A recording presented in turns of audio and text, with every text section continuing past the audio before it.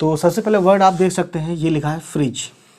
उर्दू में दो चीज़ें होती हैं, एक होता है दो आवाज़ होती है, एक होती है फे फा, है ना, और एक होता है पे दो चश्मे से बन के फा। ठीक है, तो इसमें आप देखेंगे कि इसमें होता है पे और दो चश्मे मिल के बनता है, और इसके लिए हिंदी में तो पहले से ही है फा। ठीक है, इसके लिए हिंदी में है नहीं, तो इसको हम उर्दू जैसा बनाने के लिए फा, यानी इसको जब बोलते हैं तो होंठ को मिलाते नहीं है, बस होंठ में से आवाज़ निकालते हैं, कहते हैं फा फा फा, हवा निकालते हैं ना।